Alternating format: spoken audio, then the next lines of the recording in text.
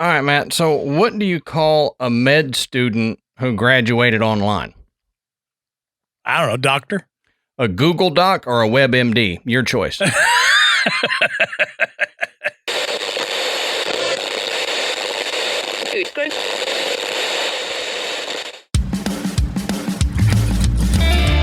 Good evening, everybody, and welcome to the Graveyard. Thank you for joining us tonight. My name is Adam. And my name's Matt. Now, pull up a tombstone or settle into your casket and get comfortable because this is Graveyard Tales. All right, everybody, here we are again. Matt, how you doing tonight, brother? Man, I'm doing pretty good. Good. So before we get into it, I don't know if I was sitting here eating these things before you got on the peanut butter filled pretzels. Yeah. And I realized it's probably not the best thing to eat before we start recording because it's like all in my mouth and teeth. They dry my mouth out. Yes. So bad. Yep. So it's like eating alum or something. Yeah. Just like, no. So I may be sitting here going, water, but yeah. I love them, dude. Yeah. Oh, it's like an addiction. And the name Utz or whatever, it reminds me of the Utzi the Iceman. So, I mean, even more of a reason to eat them. I don't even know. Is that a regional thing? The Utz pretzels?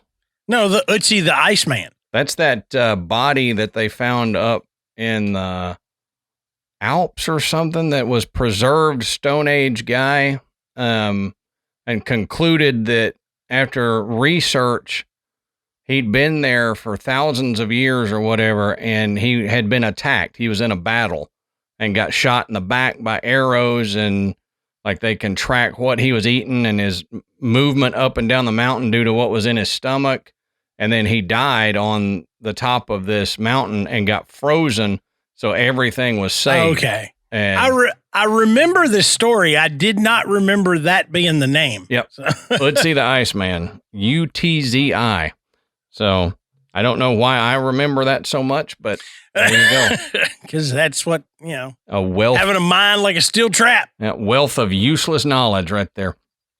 But speaking of a wealth of knowledge, go over to podbelly.com and you can find a list of shows that, I mean, they're all a wealth of knowledge or a wealth of humor or just information, and we're proud to be associated with all of them. So go over there and check them out at podbelly.com. We also want to thank tonight's sponsors, HelloFresh and Raycon, and we'll talk more about them throughout the episode. While you're on the internet doing your thing, looking up, who knows, stuff I probably can't mention on this episode here. Go over to patreon.com/Graveyard Tales. You can sign up to become a patron. We've got 3 different levels. Our $10 a month, they get video versions of the episode. They get ad-free audio versions of the episode. And sometimes the video versions have stuff in there that I would edit out normally. So you may get a little extra bonus behind-the-scenes content. Which may happen for this episode. Who knows? Yeah. We had an interesting start to it. So. But all right, Adam, let's take a minute and talk about HelloFresh, one of tonight's sponsors. You've heard us talk about HelloFresh a lot, but if you're unfamiliar with it, HelloFresh is a meal delivery service where you get farm-fresh, pre-portioned ingredients and seasonal recipes delivered right to your door. You get to skip out on those trips to the grocery store, which I hate. I know Adam does too. And the one thing I hate even more than that is that question of, what do you want for dinner tonight? Right. Well, with HelloFresh, you get a 2-for-1. You don't have to go to the grocery store, and you don't have to decide what's for dinner. All you know is that whatever is for dinner is going to be delicious, and it's going to be easy to make. And right now, you can take a bite out of summer with HelloFresh, from chef-crafted seasonal recipes to their new Fresh and Fit summer menu. HelloFresh brings flavor right to your door. And did you know that HelloFresh offers more than just delicious dinners? It's now easier than ever to skip those extra grocery store trips. You know, the ones where you're always needing to buy like these snacks, or you're like, well, I got the dinner, but dang it, I don't have lunch tomorrow, or we don't have dessert. What, you can just order that all from HelloFresh now. You don't have to, you know, worry about getting your HelloFresh, but I also got to get dessert. No, you don't, because they have snacks, sides, and so much more. You just shop their HelloFresh market, and you can take your pick from a curated selection over 100 items. And Matt, I'm going to tell you, you know I love Tex-Mex food. It's my favorite genre. I've talked about that before. They have a crispy Tex-Mex pork tenderloin with a lime crema. Man, that is so good. It wasn't until HelloFresh that I learned I loved lime crema. I thought that was, I thought that was something, one, too fancy for me, and two, everywhere I go, they just give you sour cream, you know? Yeah. But HelloFresh, you make things that you never knew you'd like, and you end up loving them, and you learn how to do this stuff. It's amazing. Michael's learning how to do it. He knows how to make the lime crema, so we can make that now whenever, thanks to HelloFresh. And if you want to get on the HelloFresh train like Matt and I and our families, and if you want to love the dinners that you're getting, not just go, man, we're having this again. If you want to go, oh, yes, HelloFresh, we're getting a new meal, then all you have to do is go to HelloFresh.com/graveyard50. That's GRAVEYARD50, and use our code graveyard50 for 50% off plus free shipping. Yeah, just go to HelloFresh.com/graveyard50 and put in our code graveyard50, GRAVEYARD50, and you get 50% off plus free shipping. HelloFresh, America's #1 meal kit.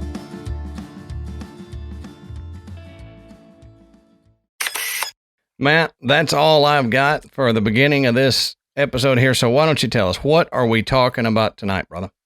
All right. So tonight, Adam and I are going to dig into kind of a mysterious phenomenon that you'll be aware of it. You may not have ever heard it. The term for it is much more modern than the stories are. But I want to read this excerpt from a poem that is a direct. It was directly inspired by this situation. Okay. All right. Who is the third who walks always beside you? When I count, there are only you and I together. But when I look ahead up the white road, there is always another one walking beside you. Gliding, wrapped in a brown mantle, hooded. I do not know whether a man or a woman, but who is that on the other side of you? That is from the poem The Wasteland by T.S. Eliot. And T.S. Eliot said that this stanza of this poem was directly inspired by the novel South, which was written by Ernest Shackleton. Right. And if you don't know who Ernest Shackleton is, he was an explorer who made an attempt to have the first team to explore Antarctica. And they had a very unusual experience that potentially saved not only his life, but the 27 crew members' lives that were on this venture with him. Right. We're going to talk about third man syndrome. Now, in some cases, you'll see it called third man factor. But third man syndrome is what Adam and I have known it as. So you're going to hear us refer to it as that. But if you look up and you see third man factor, it's the same thing. It's they've just two different ways to say the same thing. And I don't know why they always are changing things, but yeah, I mean, like you said, I've always known it as third man syndrome. And then when we were doing this research, every time I typed it in, it came up third man factor. And I'm like, what is this factor thing? It's the same thing. Yeah. Yep. So as we always say, go check our sources down at the bottom of the show notes. You can find where You can found where we find. Yep. Man, I have screwed this one up at least 2 times in a row. And I say it every week. You can find where we found the information, and you can, continue the research, because there are some things we'll leave out. There are some accounts that we may not touch on because they're either too brief or too long for this format, or there's not enough information saying, yep, that's what it is. But I mean, there's more out there. There's a lot of information on this topic. So go check our sources down at the bottom of the show notes. Now, like Matt was saying, this is third man syndrome. So what is third man syndrome? Well, it is a phenomenon that refers to the reported sensation of perception of an additional presence. So often in extreme or life-threatening situations, this will occur. So it is the feeling that someone is with an individual, providing support, guidance, or championship, even though there is no tangible evidence of another person being present. So, you meant companionship. Yeah, whatever I said.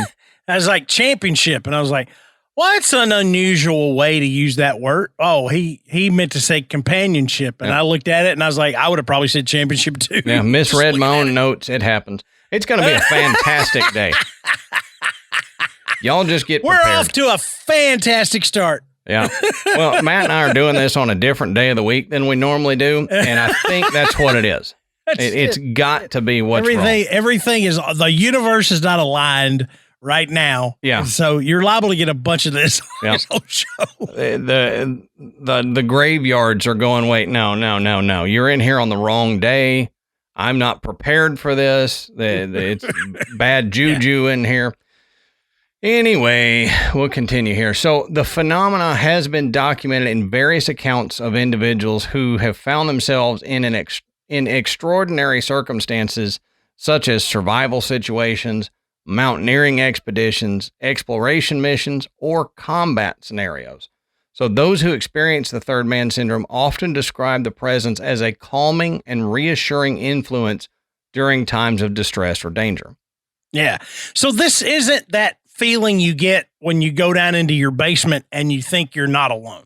Right. That's not what this is. This is when people are in, grave peril. Something comes along and essentially says, you can do this. I'm here to help you. You're going to get through this. Right. Okay. And it's just, when you start looking into this, you see all these reports of people that have experienced this. And like Adam said, mountain climbers, explorers, and the combat scenarios where people's, life was in danger. Mm-hmm. Yep. This seems to come through. Yep. And I've got some thoughts on why that is that I'll share toward the end when we get to the theories. But it says the syndrome was first clinically documented in the 1940s. That's when it was first documented. It's been happening for probably as long as there have been humans. This has probably been happening, but we just don't have it documented like that. Psychologists have postulated various triggers and explanations ranging from sensory deprivation, extreme fatigue, and boredom to an evolutionary adaptations. So, again, we'll touch on that. I'll save my thoughts till the end on that. But, yeah. Now, it also says that if one person can summon up a benevolent presence while others are incapable of such a thing, then the psychological comfort may give a boost in the survival stakes. It's considered to be a coping mechanism or an example of bicameralism, which, that's a brief scientific try at an explanation for it, but we need to get into the stories here of third man syndrome episodes and see what you guys think. Now the first person, like Matt mentioned, that we're going to talk about is Ernest Shackleton. And Matt kind of briefly touched on it, but he was an Antarctic explorer who attempted to reach the South Pole. Shackleton entered the Mercantile Marine Service in 1890 and became a sub-lieutenant in the Royal Naval Reserve in 1901. He joined Captain Robert Falcon Scott's British National Antarctic Discovery Expedition, which was 1901 and 1904, as a third lieutenant. Now, in January 1908, he returned to Antarctica as leader of the British Antarctic Nimrod expedition. Man, that word Nimrod, if it gets thrown into anything, it screws me up. I've never done any kind of looking into Nimrod, but I see it too in other aspects, and I'm like, well, I don't know. This is weird. I don't know here what they're referring to, but the original Nimrod was in the Bible. And apparently it was a person during the biblical times that was written about that was not very bright. Did a lot of dumb things. So then it got picked up as just a colloquialism for you dumb. If somebody said you're a Nimrod. Yeah. And then again, made even more famous by Green Day in the 90s when they had the Nimrod thing. But yeah, you know, this ship that he was on during this expedition was called the Nimrod. So why they chose that, I'm not sure. I don't know what the significance of it in that situation is, but I wouldn't want to be on a ship called Nimrod, knowing the history of it. Me either. And I was thinking maybe the sails were shaped like big, like white cone hats, like dunce hats. Yeah, maybe so. Yeah, maybe so. Look at these Nimrods. Yeah, exactly. Well, the Nimrods are coming. I see them. You can see them 100 miles away. Just saluting like Benny Hill, you know. Yeah. Yeah. Somehow they've got a band on the ship that plays that as they're sailing past the coast. Yakety sax playing as they go by. Now, this expedition, prevented by ice from reaching the intended base site in Edward VII Peninsula, wintered on Ross Island and McMurdo Sound. Now, a sledging party led by Shackleton reached within 97 nautical miles, 112 statute miles or 180 kilometers of the South Pole. And another under T.W. Edgeworth David reached the area of the South Magnetic Pole. Well, Victoria Land Plateau was claimed by the British Crown, and the expedition was responsible for the first ascent of Mount Erebus.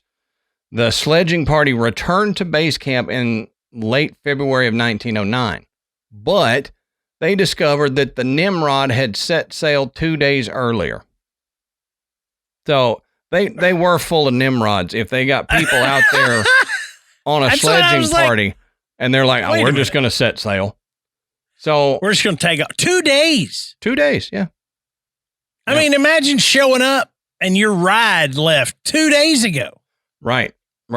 Well, Shackleton and his party set fire to the camp, the whole camp. They just set the camp ablaze, hoping to signal the ship. Well, it did, and they turned around, returned to camp a few days later, successfully retrieving them. On his return to England, Shackleton was knighted and was made a commander of the Royal Victorian Order. He should be knighted for that, for getting left on Antarctica. But why, other than being called Nimrod, would you just set sail and leave these people there? I don't know. Maybe they thought they were dead. It's like, we've been gone for like a day and you think we're dead? Yeah. I'm like, how? Well, I mean, how many people could they possibly have had where they were like, we're missing an entire team? You know? Yeah. Yep. Oh, well. Yeah. Here we go. Weigh anchor. Nimrods. So there are, like I said earlier, there are so many accounts of third man syndrome. But this one from Ernest Shackleton is by far the most famous, and it's considered to be the origin story. Now, as I mentioned earlier, the novel South, which was a first-person account by Ernest Shackleton of this expedition to Antarctica, he explains what happened that eventually led to the survival of his small group and their ability to rescue the remaining members of their crew. Now, in 1914, Shackleton set off on a journey to become the first team to successfully explore Antarctica. And as his ship, the Endurance, entered the Weddell Sea, which is that area on the north. If you're looking at a globe with the United States and you go straight down, the Weddell Sea is that area where there's kind of a hook that comes out of the top of Antarctica that may not even be there anymore because it changes so much. Mm-hmm. But they got into the Weddell Sea, and the water actually began to freeze around the ship. So it's not like they're trying to bust through ice. It's so cold. And, you know, if you've ever seen those little scientific magic tricks where they make water like freeze instantly or something because of the way it's disturbed. Okay, something along those lines is what's happening. You know, they have introduced a ship that's cutting through the water. It's causing the water to freeze to the hull of the ship. Right. Eventually, they became locked in a giant block of ice, and they could no longer steer the ship. So they began last episode we did. Right. Yeah. You know, this dangerous stuff. And you know, these people know it going in. Sure. That this is a possibility. So now their ship is locked in this block of ice and they begin to drift. And then the men start to hear a really unfortunate sound. The sound of wood splintering. Yeah. Unfortunate is an understatement. Yeah, true. You know, horrifying is probably better. There you go. But it's just where the ice, you know, is actually compressing the hull of the ship, and it's causing the wood to break. Once that begins to happen, you know, the ship's no longer structurally sound. It's going to go down eventually. Mm-hmm. And they knew this. So they had to make an executive decision, and they began to grab as many supplies as they could, and they climbed off the ship down to the ice below. Not land, not an island. Mm-hmm. The ice. Yep. They are climbing off of a ship onto a big block of ice that has formed around their ship. That's still in the middle of that dang, that dang sea there. The Weddell. What did you call it? Yeah.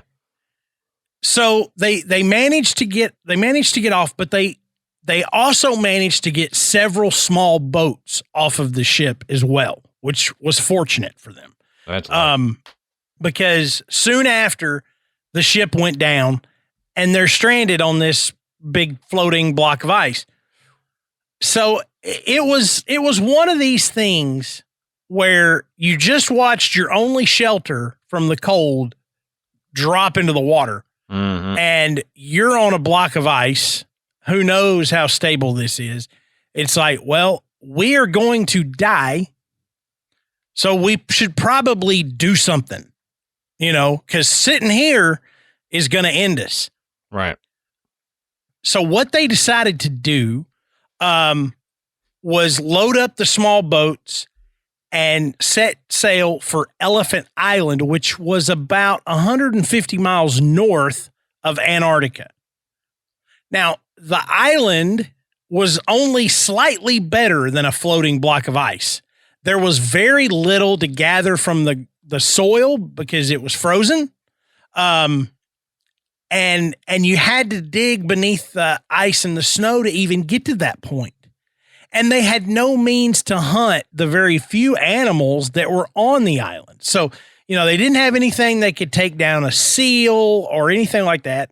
They didn't have equipment to be able to fish, you know, in that environment. So, I mean, it really looked like we're stuck. We're doomed. Mm-hmm. Okay.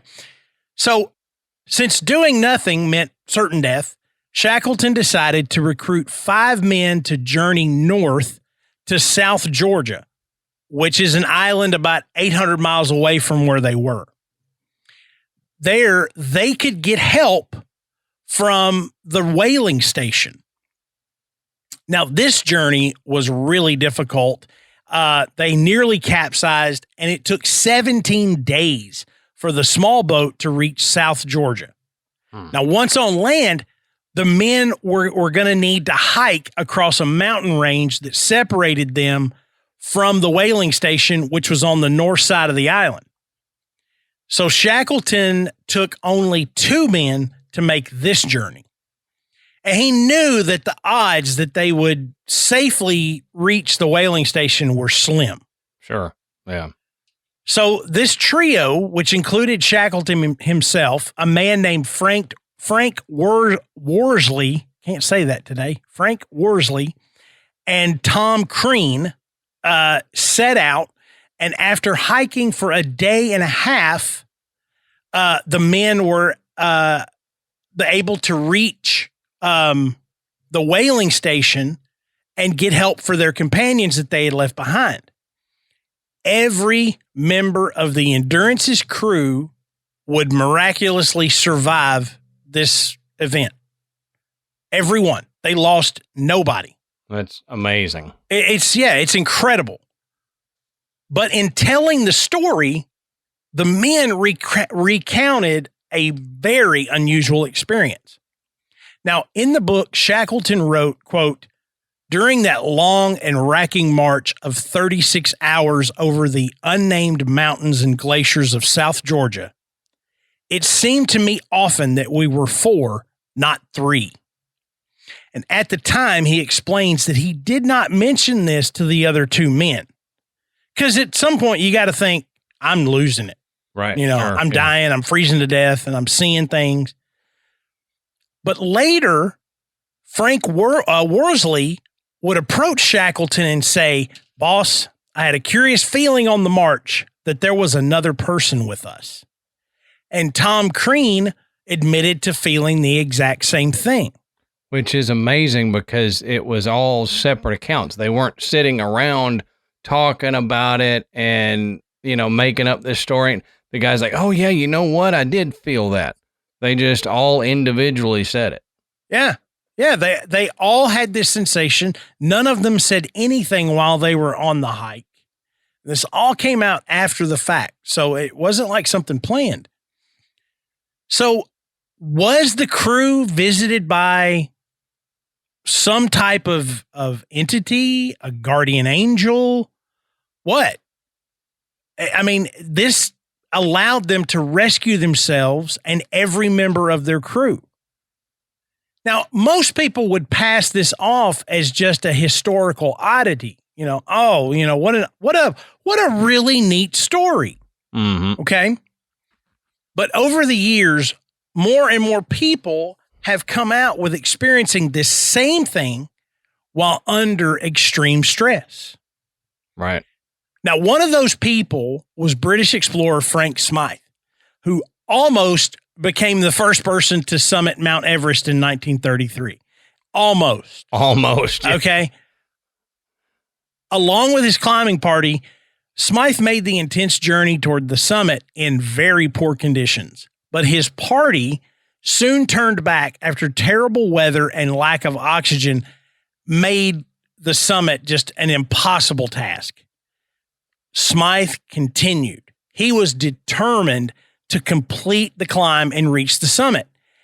And he just barely missed it by 304 meters, or about 1,000 feet. Now, I know you're 1,000 feet. Let me tell you something. 1,000 feet is not that far. You can see 1,000 feet away. Okay. If you're driving and you see a sign that says construction 500 feet ahead or something like that, okay, then you realize, oh, wow, 500 feet sounds like a whole hell of a lot more than it really is. So, I mean, he was within sight of the summit and had to turn around. Yeah. I mean, there was no way he could do it. He was completely alone. His body was giving out. He had no oxygen. And if you didn't hear the Patreon that we did about climbing Mount Everest and what's involved in that that it's impossible for regular people to make this climb without oxygen. Your bodies just aren't capable of functioning that way. Unless you're a Sherpa, you're not going to be able to do it. Now, again, when Smythe turned around and started his trek back to base camp, he was completely alone. But that's not how he remembers it. Smythe is quoted as saying, "All the time that I was climbing alone, I had a strong feeling that I was accompanied by a second person. The feeling was so strong that it completely eliminated all loneliness I might have otherwise felt." And this is from his diary that he wrote after the attempt. Now, at one point, Smythe says he was so convinced that his imaginary guide was really there that he tried to share some of his Kindle mint cake with him. And when he reached out to offer it, he realized there's nobody there. Mm-hmm. Okay. But you've had that feeling of there's somebody right here with me. There's somebody close enough to me. You kind of feel their vibration. This was so strong for Smythe. He actually offered him some of his food. Right. And I think we've all done it too. We've had that feeling. We haven't maybe tried to offer food, but when Dallas passed away, you just get so used to somebody being there or the dog being there that either you call for him to go outside at the normal time or something like that. But it's usually never to the point of, oh, here, let me hand food to this entity that's not there. Yeah. So for me, the whole hallucinating or wishing somebody was there doesn't fit this case because Smythe was so adamant in his brain that he had a companion, that he was willing to share his food with this being. And he knew he was up there alone. I mean, he knew there was nobody there with him, but he had that, you're in an extreme situation here. You've got to try to make it back to this base camp in terrible conditions by yourself. Right. So he knew what was in front of him, but to feel like there's somebody with me, I'm not alone. He says, it took away that loneliness that you would have felt, being out there, possibly being trapped, possibly never getting off of that mountain. The world begins to shrink in around you. Smythe didn't feel that because he had this quote unquote companion with him. Right. Now, he kept walking with his new companion until the base camp was within sight. And Smythe says it was only then that he no longer felt the presence and was once again completely alone.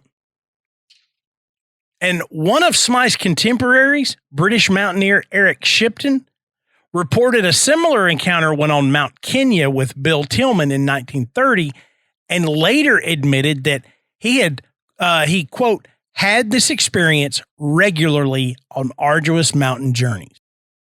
Yeah, it's fascinating. And just so y'all kind of know who Frank Smythe is and don't think he's just some wackadoo that dreamed this up or whatever. Frank Smythe's mountaineering achievements in the decade before the Second World War became a part of climbing history. His intensive alpine climbing, followed by 2 Himalayan expeditions, became the prelude to Everest. In 1933, on the Great Mountain, climbing alone and without supplementary oxygen, he got to within 820 feet of the top, which was a record height before efforts resumed post-war, and Everest was climbed in 1953.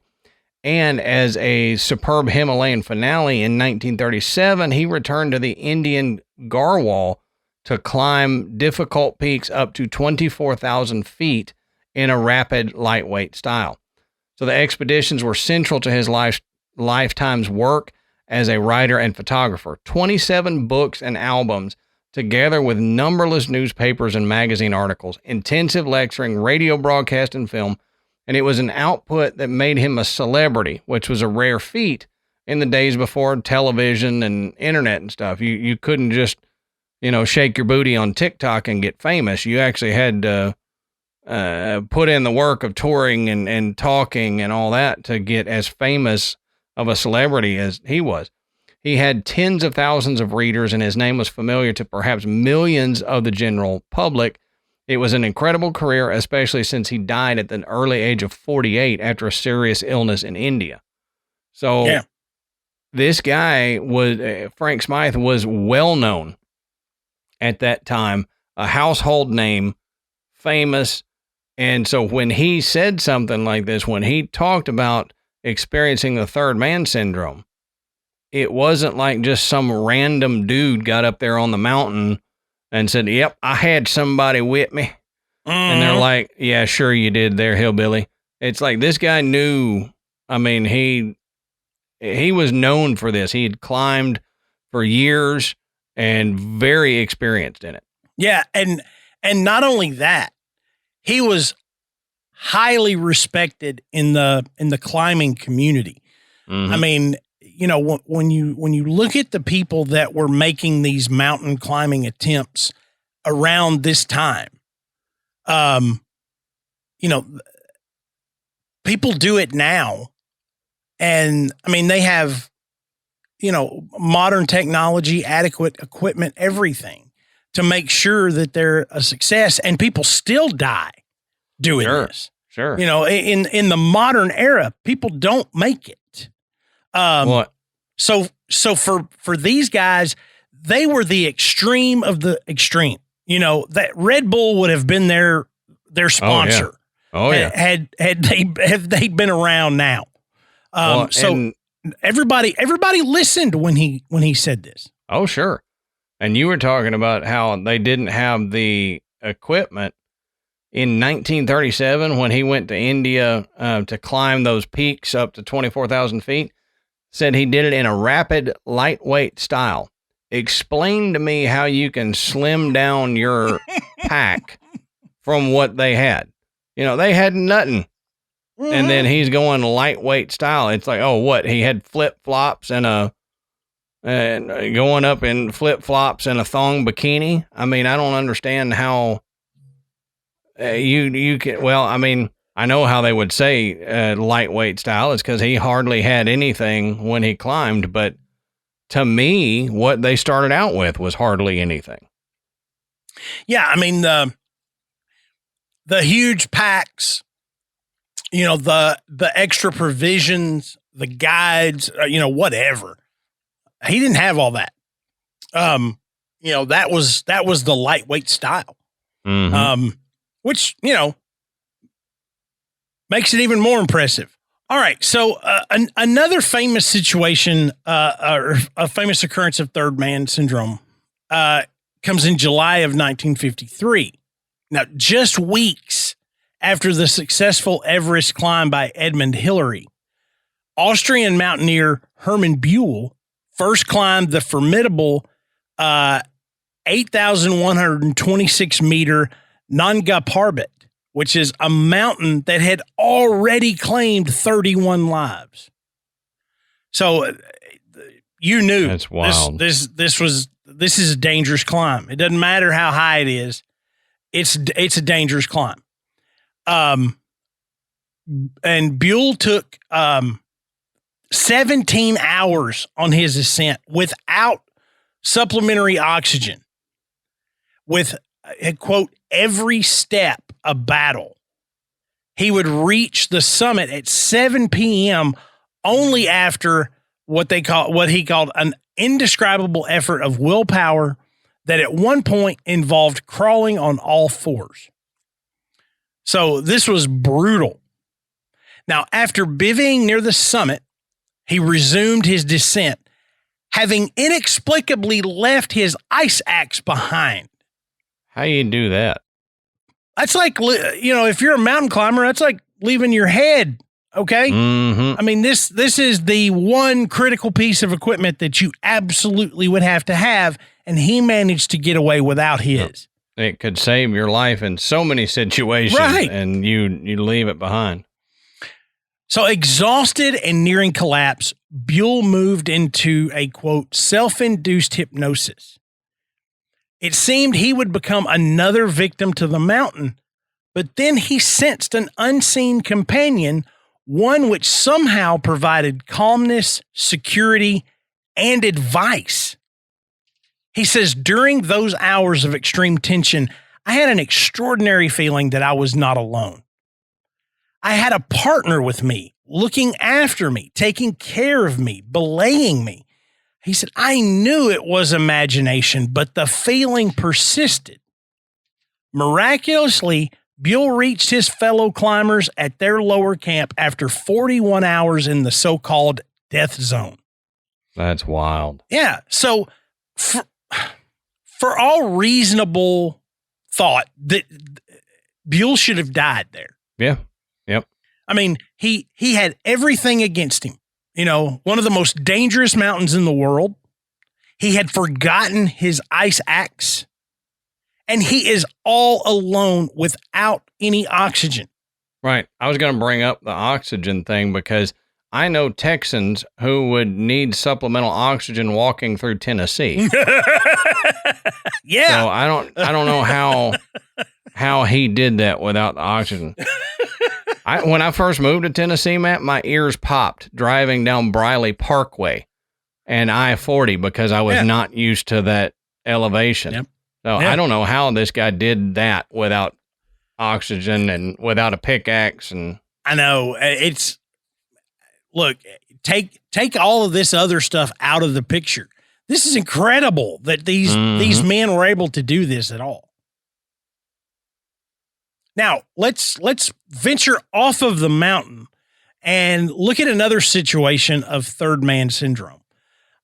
This one predates Shackleton's event, but it was grouped in with the third man syndrome after Shackleton had written his book and people had started talking about it. I love this one. I have to say this before you get into it. This one, I love it. I love it. And I love this story too. And I remember a few weeks ago when you and I were talking about this, we weren't talking about it in great detail. When you add the detail in it, I love it even more. Yep. How many times do you start picking out details of a really great story and you're like, it ain't that great anymore. No, this one is even better. Yep. So exactly. 1895, experienced sailor Joshua Slocum was on track to become the first man to sail around the world completely alone. Now, Slocum stopped in several countries along his voyage, with one of his first stops being in the Azores, which is a small string of islands off the coast of Portugal. Now, here, he was celebrated by the locals and given gifts of cheese and fruit. As his ship drifted away from the islands, he couldn't help himself. He had to try some of this rich, decadent food that they had gifted to him. Slocum began eating the cheese and fruit, and being unable to really stop himself, he wound up overeating. And although the food was delicious, he noticed he began to feel strange. Well, yeah. Yeah. Slocum realized in terror that he had gotten food poisoning and was reduced to writhing in pain on the cabin floor. So soon after, the ship began to be tossed by strong winds, which was indicative of an approaching storm. All right, Matt. So let's take a second and let's talk about one of our longtime sponsors, and that's Raycon.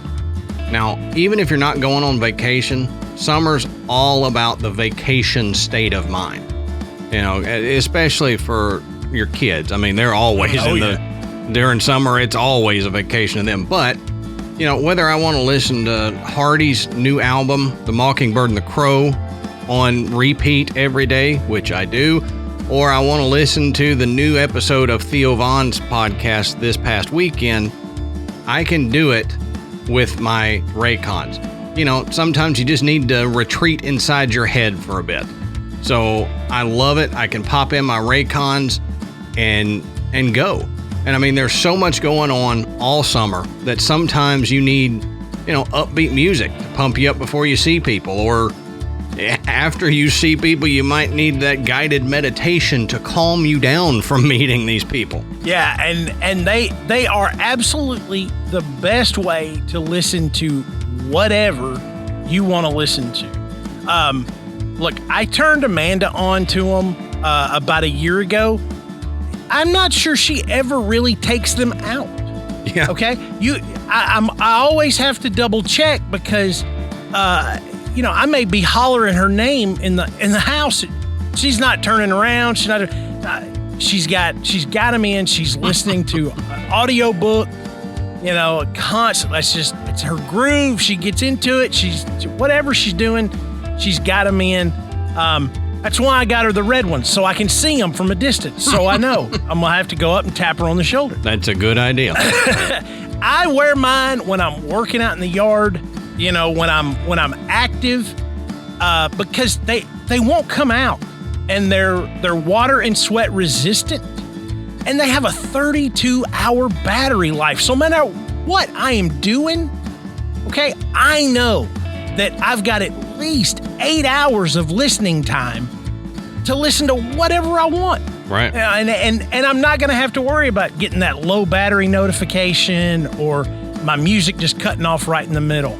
And the custom gel tips, they make them completely comfortable, and it helps them stay right where they're supposed to be. And so with Raycons, you can't go wrong. Look, you've got a significant other. Y'all are planning, you know, whatever for the summer. You know, we're going to go cruise the beach. We're going to go to the mountains. We're going to go hiking. We're going to go camping. Whatever it is, with Raycon, they are half the price of other premium audio brands, so you could get 2 pairs. Right. You know, one for you, one for your partner, and still come out cheaper than a lot of the other brands. If we haven't convinced you yet, give them a try and you'll be hooked. And you can create your own soundtrack for summer with Raycon. Right now, Graveyard Tales listeners can get 15% off their Raycon order at buyraycon.com/tales. That's right. That's buyraycon, BUYRAYCON.com/TALES. And you'll save 15% on Raycons. Buyraycon.com/tales.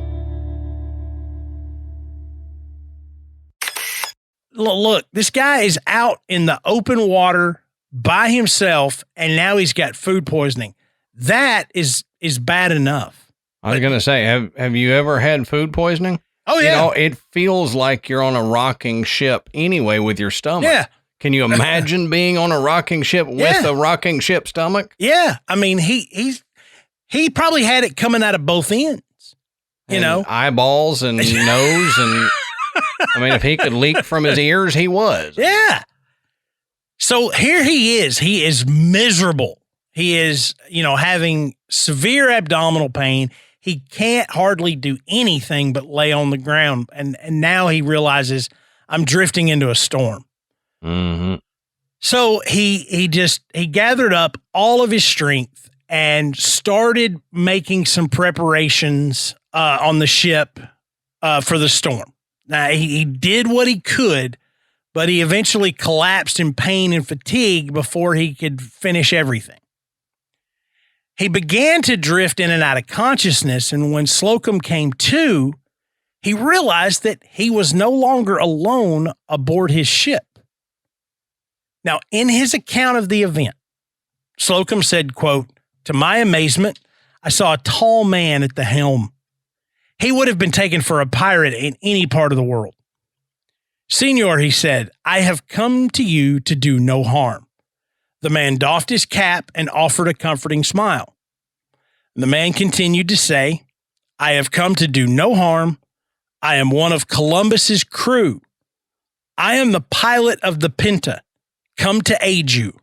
Lie quiet in your cabin, and I will guide your ship tonight."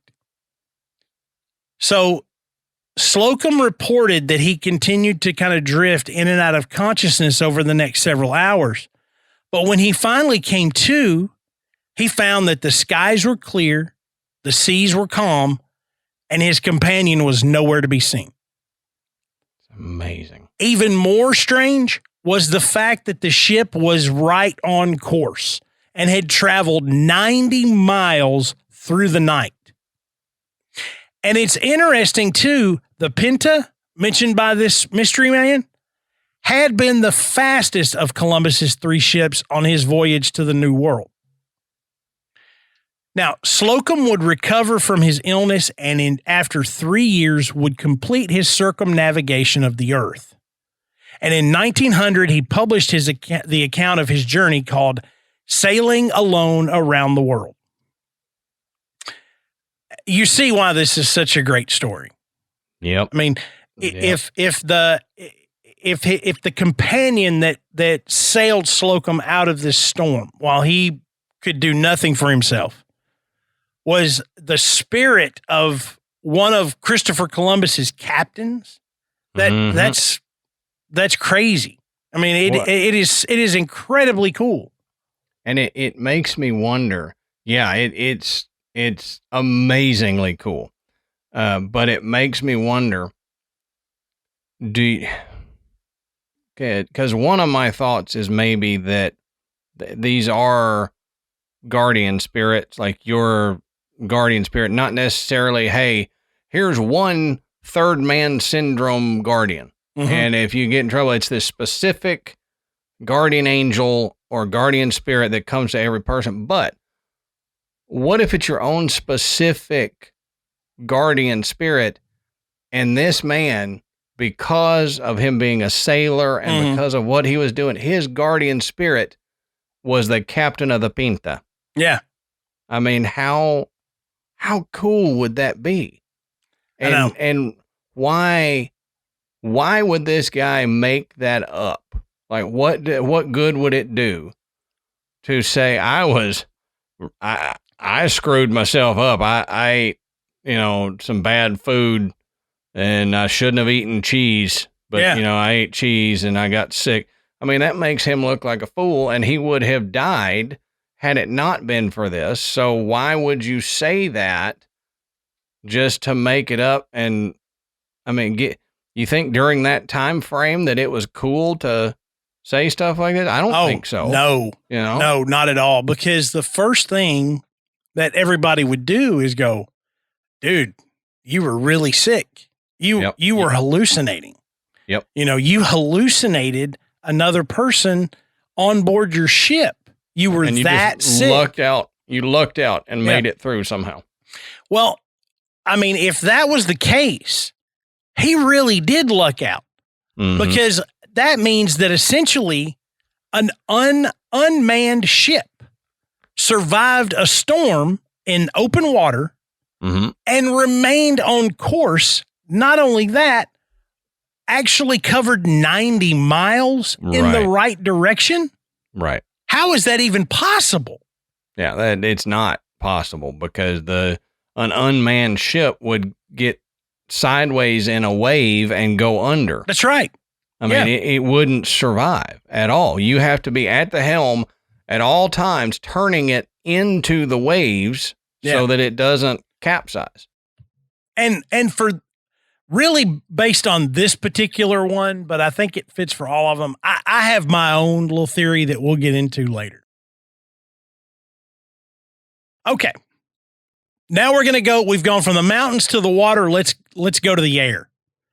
During his solo trip across the Atlantic Ocean on May 20th and 21st, Charles Lindbergh fought a storm, disorienting fog, ice in the fuselage, and severe fatigue. At one point, he actually was reported as falling asleep with his eyes open and suffering hallucinations. Now, many believe that Charles Lindbergh experienced the unusual phenomenon of third man syndrome. And these incidents that he experienced didn't hit the mainstream public until 1953, when the book, The Spirit of St. Louis, was published. Now, the text contains a timeline of events, including notes concerning the idea that maybe Lindbergh wasn't alone in his plane during his transatlantic flight. Here's just a few quotes, and this is courtesy of Good Ghosts That Help, okay? And it's about the beings that he began seeing halfway through his historic flight. Those phantoms speak with human voices. They are friendly, vapor-like shapes without substance, able to appear or disappear at will, to pass in and out through the walls of the fuselage. They were discussing problems of my navigation, reassuring me, giving me messages of importance unattainable in ordinary life. It says, these spirits have no rigid bodies, yet they remain human in outline and form. They're neither intruders nor strangers. It's more like a gathering of friends and family after years of separation, as though I'd known them all before in some past life. Now, and I know this is really speaking to Adam's favorite theory, that not only would we have guardian angels, but these guardian angels would be specific to us. Yep. And in this case, possibly old family, or even like companions in a past life. Right.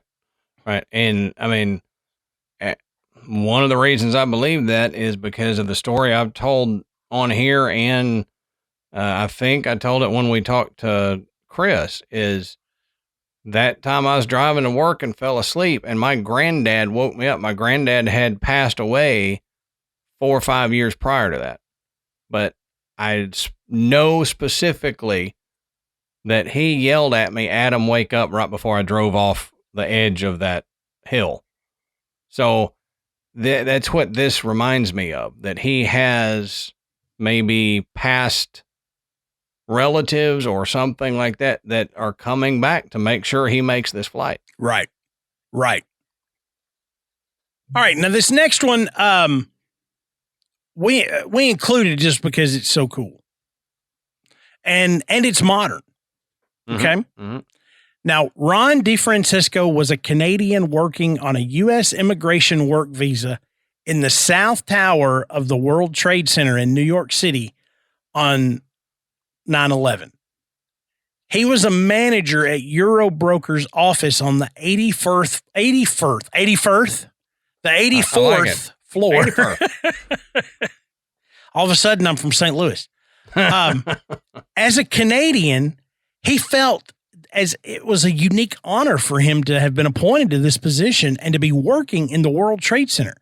Sure, yeah. And that's regarded by many as the most prestigious building in Manhattan. Now, when the first plane hit the North Tower, the people in his office heard the crash, saw the flames and smoke coming out of the building, but they didn't realize at that point that it had been a hijacked plane that was involved. Mm-hmm. Now, as the phone started ringing and people started asking Ron and the other employees what had happened, they surmised that a small plane had lost its way and accidentally hit the building. They could see that the flames from the crash were forcing people in the North Tower to flee and in some cases jump to escape the fire. As news reports started coming in, giving more accurate accounts of what was happening, Ron got a telephone call from his good friend in Canada telling him to get out of his building. He heeded the warning and made his way over to the elevators. Just then, the second plane hit his tower. Now, Ron says the impact of the crash was so violent that the building swayed some 7 or 8 feet. And he thought for a moment that the building would just keep going and tip over. But instead, it started to sway back the other way. So after the building stopped swaying, Ron made his way to the staircase.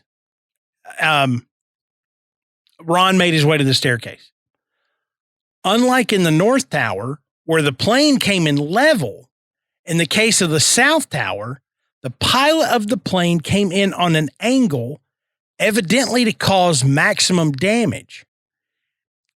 In a sense, this was fortuitous for Ron, in that the right tip of the wing of the airplane plowed into the tower above the 84th floor, although the body of the plane crashed into the building just below it. So the 84th floor didn't take a direct impact. Yeah, that's super lucky. Yeah.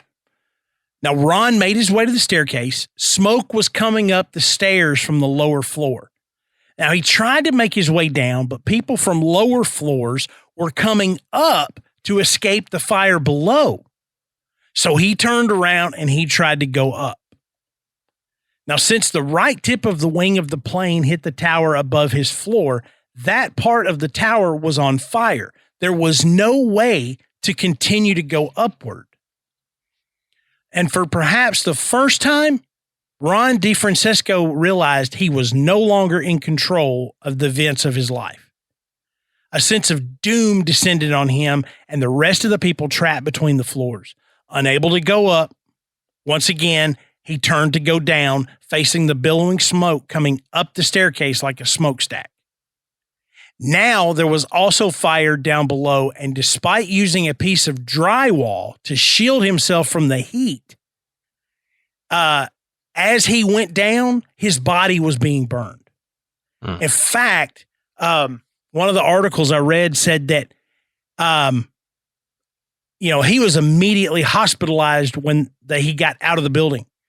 It was so hot that his contact lenses had melted to his eyes. That is I can't even wrap my head around that. I know. So Ron thought it was all over. This is where it ends. He was overcome with smoke and about to give up. But just then, Ron says he heard a voice and felt someone grab his hand and lead him through the smoke. He cannot really explain exactly who it was, but he drew strength and faith from it to continue downward despite the burns.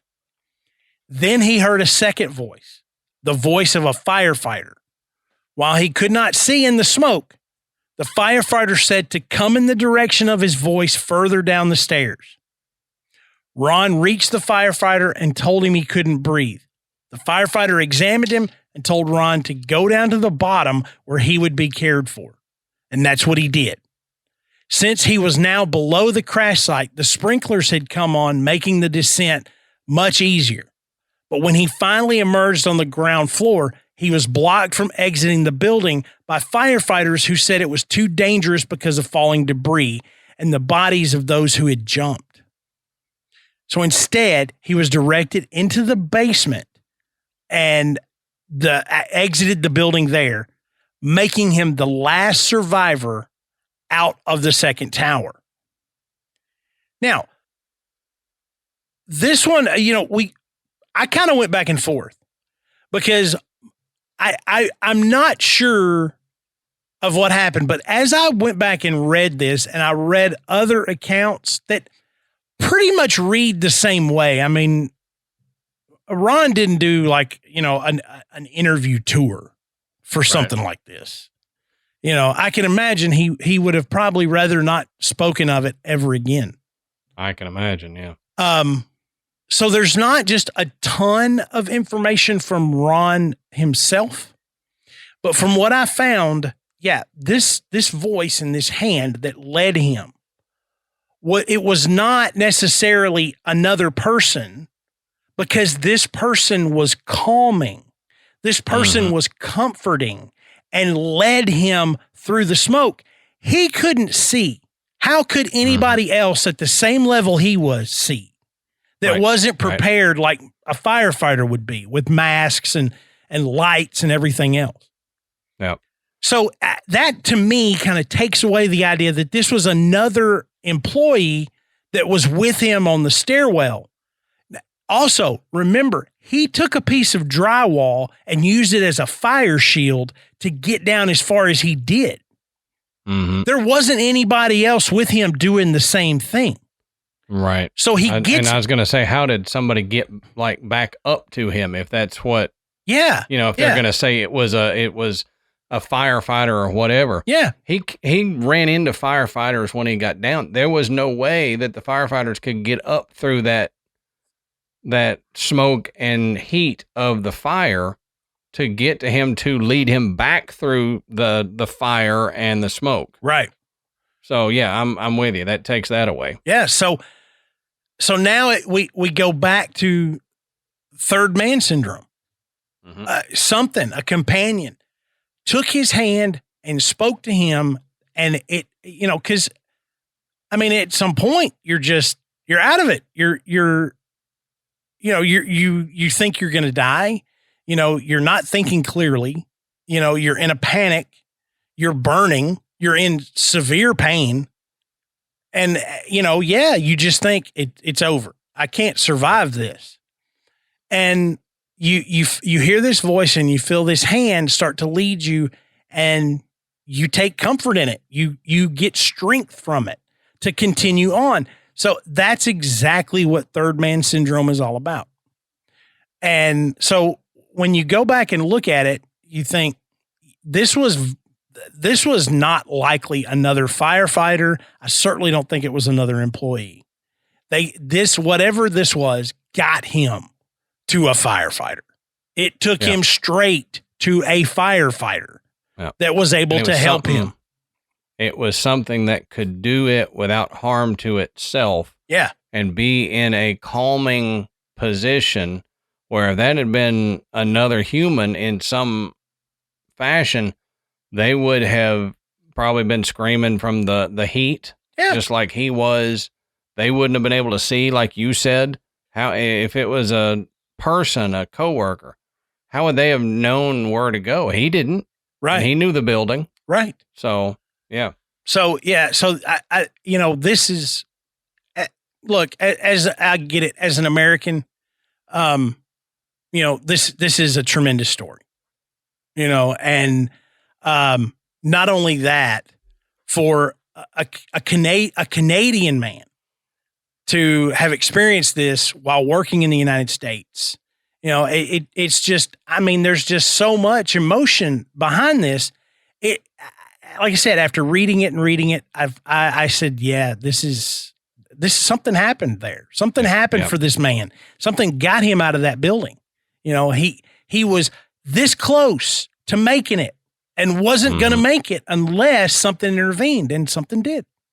Yep. It 100% to me fits the third man syndrome requirements, I guess you would say. Yeah.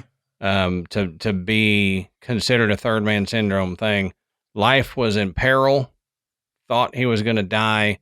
Something came and calmed him, led him through the experience into safety. Yeah.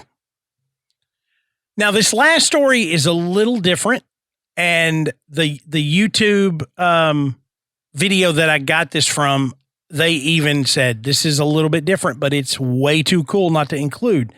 I think it still qualifies. So you tell me what you think, Adam. All right. So one day in the mountains of Tibet, missionaries Bob Ekval and Ed Carlson, both graduates of Wheaton College, were riding their horses, fully aware that larger packs of marauders or bandits or whatever might overtake a smaller group. They both carried rifles, and it says they both knew how to use them. Though Ekval claimed he had never killed a man, he stated that he had shot the horses out from underneath a few. As Carlson and Ekval rode up a remote pass, they saw in the distance several men on horseback galloping toward them, obviously plotting an assault. Suddenly, these would-be bandits stopped and retreated.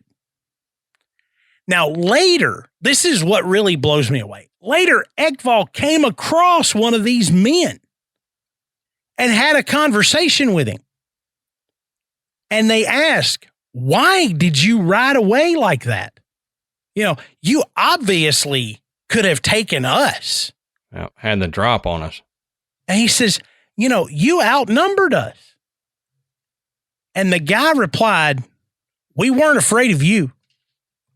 We weren't afraid of your friend. But who was that shining one with you? And Ekval was just baffled. That's amazing. Ekval and Carlson weren't aware of their third man. But these bandits that sought to do them harm, they saw something that scared them pretty bad. And they had to turn around. And Ekval and Carlson were completely unaware, but it saved their lives. Yep. And I'm with you. I think this fits. Yeah. I think had Ekval and his buddy Carlson been maybe in that situation longer, had longer time in the perilous situation, they might have become aware of their third man. But because it happened so quick, us dumb humans, it takes a big slap in the head for us to realize most paranormal anything. Yeah. And to get us to realize it, we're just not as in tune to it. So I think if they'd have spent more time in that situation, maybe they would have come to be aware of their shining friend there. And, if we kind of superimpose the events of these other stories that we've discussed tonight on top of this one, Adam's point holds true. The majority of these other people were in danger for a much longer period of time. Sometimes hours, days. But when the danger resolved, the presence left. When you hear, which one was it? When you hear Buell's story and you think about Smythe's story, offering food, the loneliness going away, this calm, this I can do this, all of that, builds up. But as soon as the danger's over, they all say we were alone again. Once I could see base camp, I knew I was alone. I was alone. I didn't feel the presence anymore. So, in this case, Carlson and Ekval, they see the bandits and they immediately realize we're in danger. And as soon as they realize they're in danger, they're out of danger. Right. So imagine if these bandits come up, they're coming up quick. Oh crap. We're in trouble. This shining image appears with them. The bandits turn around and take off, and they're out of danger. The shining image goes away. So I think, that is the situation. They were out of danger. Mm-hmm. No need for this guardian, if you will. And they never noticed it because it was over so quick. Right. They'd have spent hours in it, maybe. Yeah. They might have been, they might have been aware of it.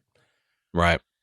So, you take these stories for what you will, but it does seem like these people experienced something, and that something saved their lives.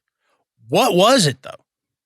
What was it? Right. So let's talk about some of the ideas that we've kind of pitched around as far as what could cause this situation. Right. Now, John Geiger actually wrote a book on the third man factor, the third man syndrome. And I've got an excerpt from his book here that I want to read, and then we can discuss some theories. But he says, drawn from all these examples are vital clues, the 5 basic rules that govern the third man's appearance and invest the experience with meaning. These rules are the pathology of boredom, the principle of multiple triggers, the widow effect, the muse factor, and the power of the savior. Together, they help to explain the onset of third man factor, but they are casual in nature. They do not explain his origins or where the power comes from. Over the years, various theories have been proposed to explain the third man. Running concurrently with these, interspersed among the chapters of the book, are accounts of the search for an explanation. These attempts at understanding are themselves a record of man's changing conception of himself. They begin with the guardian angel, followed by the sensed presence and the shadow person. As clerics and then psychologists and finally neurologists theorized about the phenomena, the trend has been a gradual reduction from the outside in, from God to the mind to the brain. Whether any of these explanations is finally enough to account for the third man mystery, you will have to wait and see. So, biologist, he says, has a term for the boundaries that the physical world imposes on human beings, and it's called limit physiology. At some definable point, as conditions change, humans can no longer succeed, and at a more critical point, they can no longer survive. It is a formula based on a series of scientific measurements. For example, an increase of only 9 degrees Fahrenheit to core body temperature causes fatal heat stroke, or at minus 58 degrees Fahrenheit, bare skin freezes in a minute.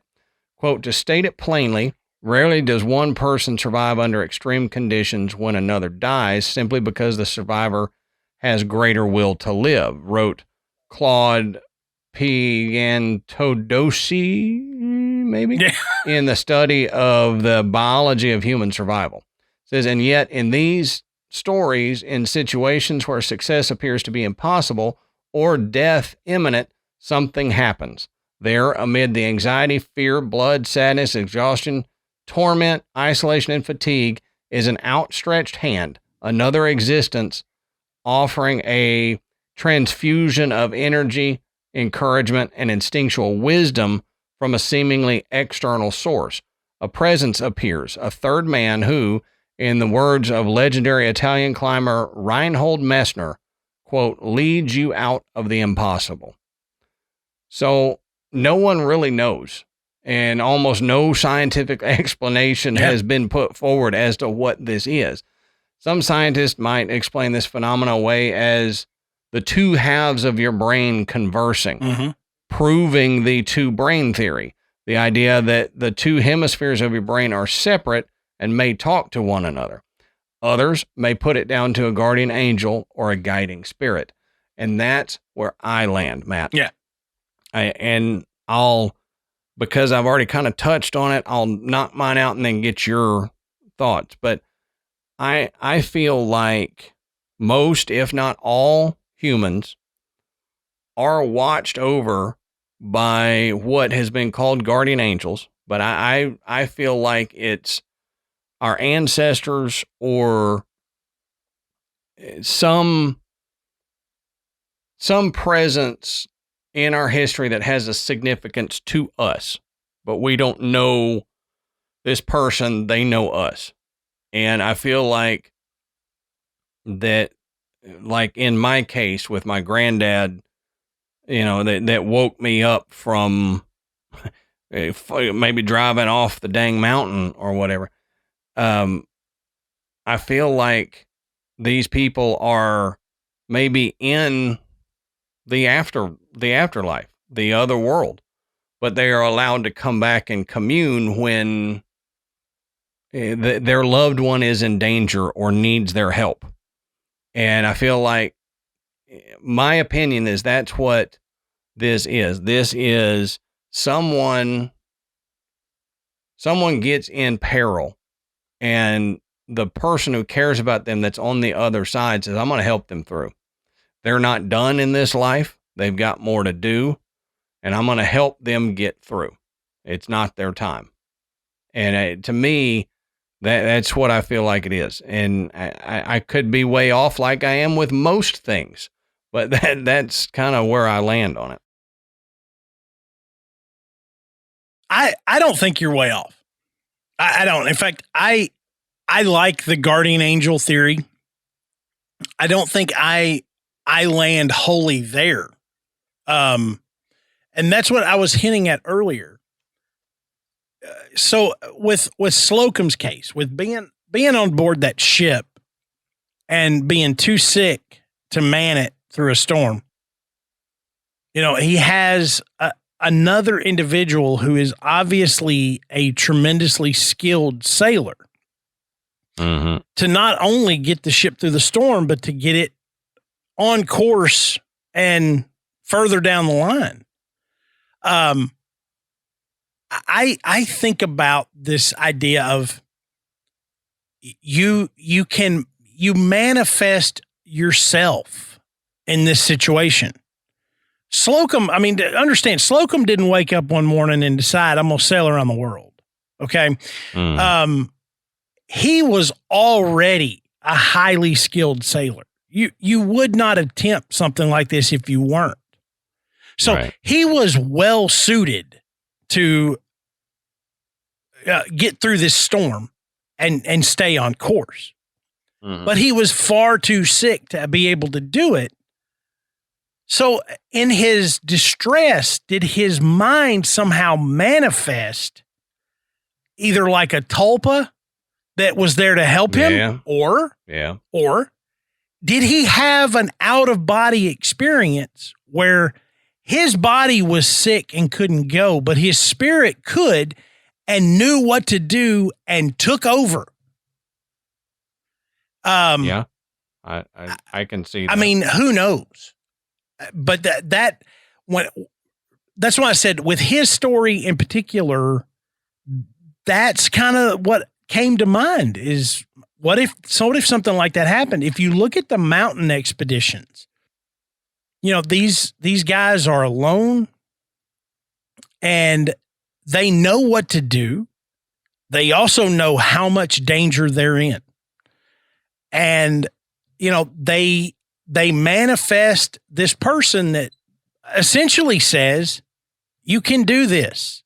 You know how to do this. You've practiced for this. It's like the moment. This is what you train for. Yeah. And it bolstered them enough that they were able to keep going. And that's the other thing when we look at, at some point the human body is just like, I can't do this. I can't swim through lava. I can't be exposed to a temperature that would freeze me. Right. Right. So it was all a matter of, in all these cases, they just had to keep going. They couldn't stop. And that presence convinced them, do not stop. You can do this. You just have to keep going forward. And look, if you're Ernest Shackleton, if you're Buell, if you're Smythe, if you're Slocum, you know what you have to do. You know that moving forward is the only way. Even if your physical body won't allow you to do it, your spirit pushes you forward. And you just need that companionship that reminds you can do it. And what better companion than yourself if you yourself are the expert here? Yeah. I can see that. My one argument against it, but I don't know that it even holds up, but it's like if it was you kind of astral projecting or whatever, don't you think there would be more of a recognition on who that entity was, and then, like, if you've already reached what you feel is your, quote, limit physiology that we discussed, I don't know, and because to me, that would seem in these situations, some of these situations, it seems like the person has hit a point of deep down in their core, they're resigned to die. Yes. So how would they then find that will to project themselves and lead themselves out? That's my only argument to it. And then with what's his name, that the airplane, Lindbergh, that's it. He had multiple, apparently. They said it was like friends. Now, I mean, I'm not saying that there's no way your theory is valid. That's just my questions to what, if it is, what then? I don't know. I mean, there's no way you or I could sit here and discuss it for another 3 hours and still not be able to come up with an explanation for it, because way smarter minds than us have tried. Yeah. Yeah. In fact, when we were doing this research, I had told Adam, I said, let's look at psychological texts. Are there case studies on people that have experienced this? We didn't have any success, but I tried. But it sure sounded like something that would have a psychological background as far as maybe some research or study on cases of this, because it could be a psychological phenomenon where your brain is talking to itself, essentially. And I think they're out there. I just don't think they're available for what we can see, because there was mention of, quote, third man being used in studies. Now, I couldn't find how they did it or anything, like how they manifested the third man, if they did, but I did see where it said the third man has been used in psychological studies, Yeah. But I think those papers are maybe hidden away in a research office or something where they're not published in a way that we can get. Right. Yeah. And that's a good possibility.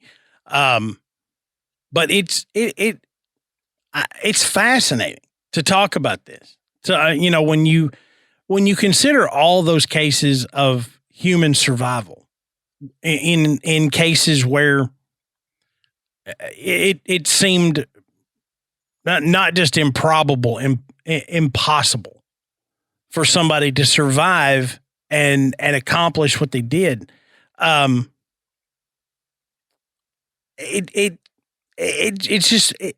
It's I don't even know. It's incredibly cool. But one thing I will say is that, I've experienced situations to where I kind of felt like I wasn't alone, that somebody was kind of with me, but I was never in a situation to where, I felt like my life was in significant danger, Right. And I think that is probably the impetus that brings this about, that it's, I'm going to die. There's no escape from this.